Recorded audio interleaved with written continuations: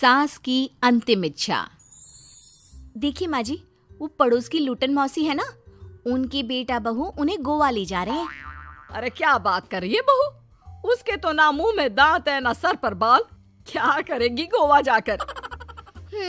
अपनी अपनी किस्मत है माँ जी, लूटन मौसी मरने जो वाली है। हैं? अरे बहू, ये कैसा मरना हुआ जो पहले से ही पता है और ऊपर से गोवा भी घूमने जा रही है। बोला ना माँ जी, ये अपनी अपनी किस्मत है। बात हुई थी मेरी लूटन मौसी की बहू से, बोल रही थी कि चलो दवाई में जो पैसा लगेगा वो गोवा में लगा देते हैं। सास को बहू की बात से पता नहीं क्यों नफरत की बदबू आ रही थी, लेकिन वो कुछ नहीं कहती और कमरे में जाकर लेट जाती है। क्या बात है, लूटन के तो मजे ही मजे है। वैसे आइडिया बुरा नहीं है, थोड़े से पैसे लगाओ और सीधा गोवा की सैर। मैं भी चलती हूँ गोवा। अगले रोज सास तय वक्त पर उठती नहीं। अरे देखो जी, माँ जी अब तक उठी नहीं। आज दूध वाले से दूध और काम वाले के लिए दरवाजा मैंने ही खोला है। अब कम से कम माँ जी का ये तो सुख है कि सुबह जल्दी उठना नहीं पड़ता। अरे बड़ी अजीब हो तुम, मेरी माँ सुबह से उठी नहीं है और तुम्हें चिंता दूध और काम वाली की है। अरे तुम्हें चिंता है ना, तो जाओ जाकर देखो क्या हो गया। वैसे मेरी किस्मत कहाँ लूटन मौसी की बहू जैसी। बेटे को माँ की चिंता होती है, वो सोचता है कि कहीं माँ की सांसें तो नहीं रुक गई और हमें पता ही नहीं चला। बेटा माँ के कमरे में जाता है और वहां जाकर, माँ क्या हो गया है तुम्हें? बेटा, लग नहीं रहा कि अब मैं बचूंगी, लल्लन डॉक्टर के पास ले चले। अरे कैसी बात कर रही है माँ, तेरी तबीयत सीरियस है और मैं तुझे लल्लन झोला छाप डॉक्टर के पास ले जाऊं? ना ना ना।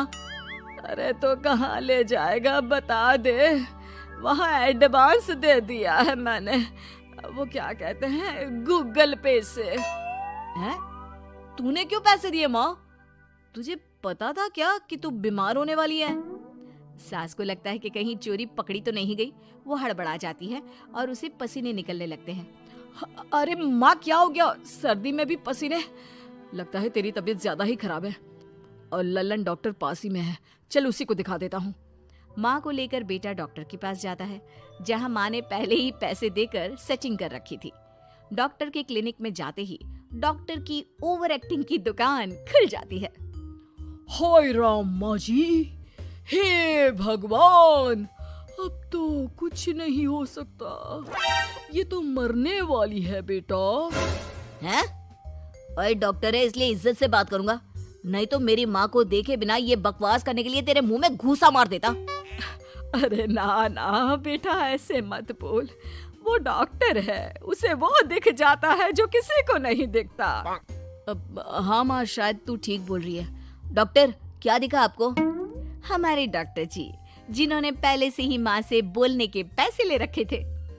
यमराज, काला भैंस, वो तुम्हारी माँ को ले जा रहा है, ले जाओ इन्हें।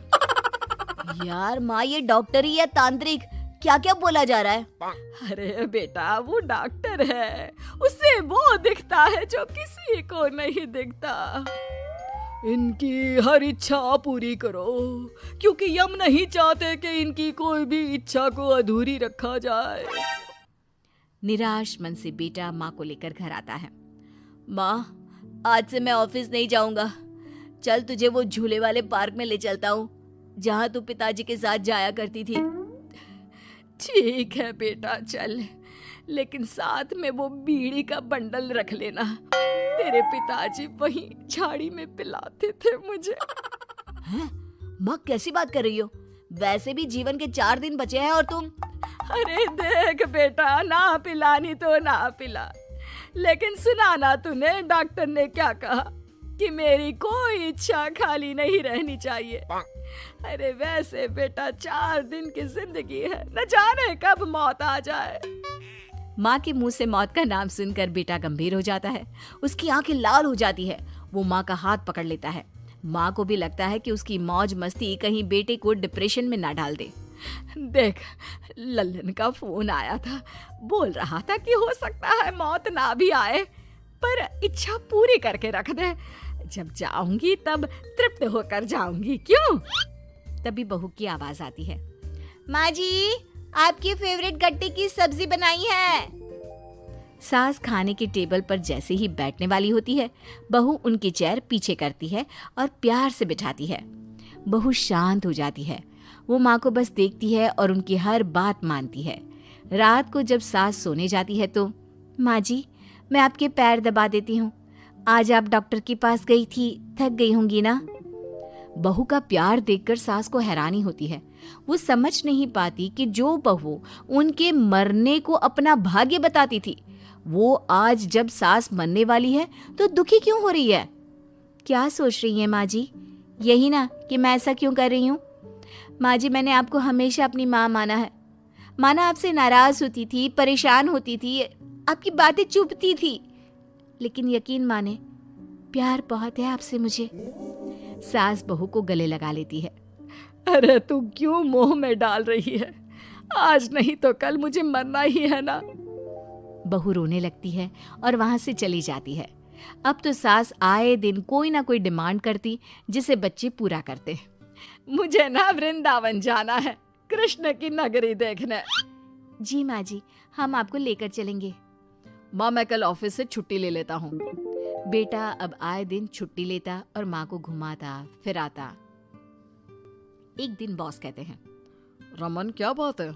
मैं देख रहा हूँ पिछले 1 महीने से तुम ना काम करते हो ना दाम, बस सारा दिन इमोशनल से बैठे रहते हो। ऐसे में तो कंपनी तुमको और नहीं रख पाएगी। मैं खुद ही नौकरी छोड़ने की सोच रहा था बॉस। वो क्या है कि माँ का आज नहीं तो कल कभी भी देहांत हो सकता है। इतना कीमती समय मुझे तो पल पल उनके साथ रहना होगा। पता नहीं कब वो मुझे छोड़कर चली जाए। और बेटा नौकरी छोड़ देता है। माँ मैंने नौकरी छोड़ दी है, आज से मैं तेरे पास रहूंगा। माँ जी मैंने भी बच्चों का नाम स्कूल से कटवा दिया है, अब हम सब आपके पास ही रहेंगे और आपकी सारी इच्छा पूरी करेंगे। अब सास को लगता है ये तो कुछ ज्यादा ही हो गया। अरे बेटा नौकरी नहीं करेगा तो खाएगा क्या?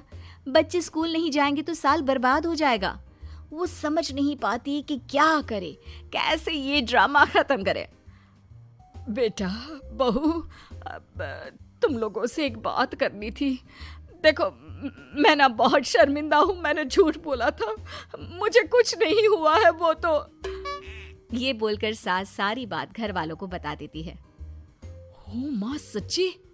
हे भगवान मैं जानता था माँ को कुछ नहीं होगा।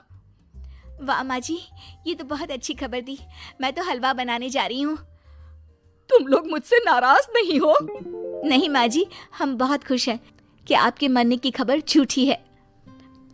माँ शायद मैं तेरे ठीक होते ही तेरा इतना ख्याल रख लेता तो तुझे ये नाटक करने की जरूरत नहीं पड़ती। माँ जी आप हम लोगों को माफ कर